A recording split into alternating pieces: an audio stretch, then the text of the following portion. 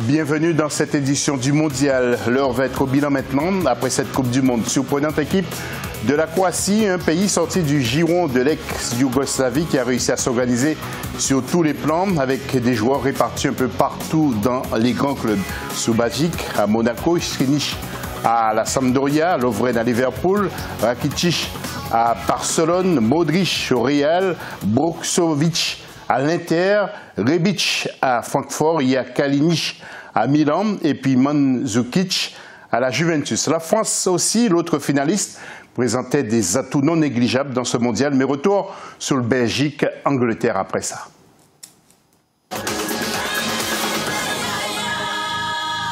La Belgique en jaune face à l'Angleterre à Saint-Pétersbourg, match qui s'est soldé par une victoire des Diables Rouges 2-0 pour la 3e place grâce à Thomas Meunier à la 4e minute et puis ensuite Eden Hazard à la 82e minute.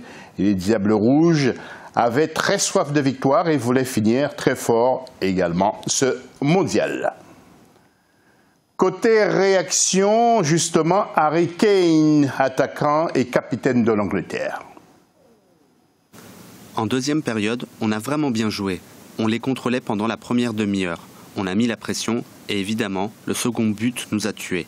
Cela a été un tournoi difficile. On a affronté de très bons adversaires. Cela a été dur après avoir joué 120 minutes et avec 2 jours pour se remettre. Thibaut Courtois maintenant, gardien de la Belgique, qui tient aujourd'hui des propos un peu nuancés après avoir été très dur lors de leur élimination face à la France. C'est super. C'est toujours chouette d'aller en vacances avec une médaille. Dans tous les sports, les mecs qui finissent 3e, ils sont heureux. Naturellement, tout le monde veut être sur la plus haute marche du podium. Mais être 3e, c'est joli. Voilà, et sur ce tableau, vous allez donc avoir confirmation de la victoire de la Belgique face à l'Angleterre, 2-0.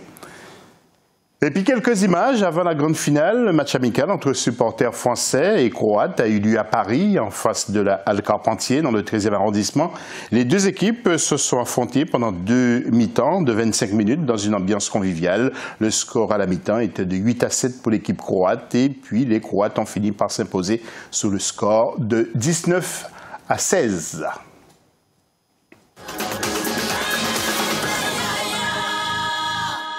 Mais comment nos compatriotes ont vécu cette finale du mondial au Sénégal? Par exemple, les supporters se sont lancés dans un concours de pronostics avant la rencontre France-Croatie sous les yeux de notre correspondant permanent à Dakar, Eladji Diaye. Reportage.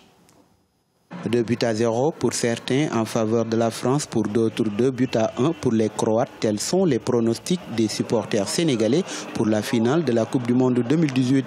Après un mois de compétition, les deux équipes vont boucler leur périple par une finale ce dimanche 15 juillet 2018 en Russie.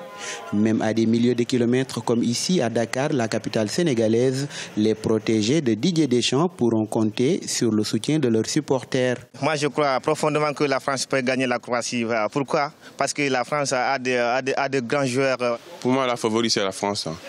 La France qui est sortie que sur des victoires, des scores qu'on ne croyait même pas avec la France. Pour d'autres supporters dakarois, les Vatrini restent leurs favorites. À cet effet, les Bleus devraient faire attention à la discipline de jeu des hommes de Zlatko Dalic.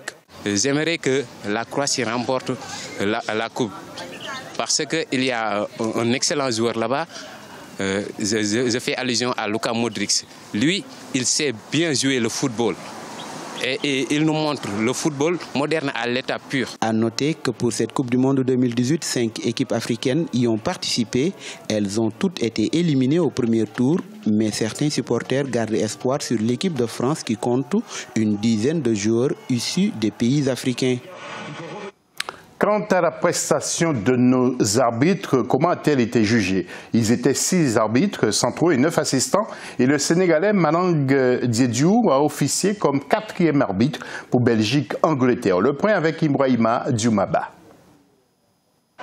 La prestation des arbitres africains à la Coupe du Monde de Russie 2018 est jugée satisfaisante par les observateurs du football africain. Dans l'ensemble, les décisions des juges africains n'ont pas été critiquées comme ce fut le cas lors des dernières éditions de Coupe du Monde. Les arbitres africains se sont super bien comportés lors de cette Coupe du Monde de 2018, contrairement aux années précédentes où l'arbitrage africain a été plutôt critiqué par les observateurs. Cette année, je pense que la satisfaction a été unanime. Certains arbitres africains se sont hissés au second tour de cette phase finale grâce à leur belle performance. On peut citer le trio sénégalais composé de Malang Diédhiou, d'Elhadji Malick Samba et de Djibril Camara qui a officié lors de la rencontre Belgique-Japon en 8e de finale. Si on prend le cas de Papa Gassama, qui est le meilleur soufflé africain, il a fait de belles prestations lors de ces rencontres. On a retrouvé notamment le Zambien Gianni Sikazwe qui a fait partie du quatuor pour l'un des matchs des 8e de finale. La grande satisfaction, c'est bien évidemment le Sénégalais Malang Diédhiou. Tout le monde le voyait être au centre pour la 3e place ou même pour la finale. Le Zambien Gianni Sikazwe était le 4e arbitre du match de quart de finale entre la Russie et la Croatie. Au total, ils étaient 15 arbitres africains, dont 6 juges centraux et 9 assistants, à prendre part à cette 21e édition de la Coupe du Monde de football. Fin de ce journal, merci beaucoup de l'avoir suivi. Ce lundi 16 juillet, nous ferons un premier bilan sur ce mondial 2018 en Russie avant le Qatar en 2022.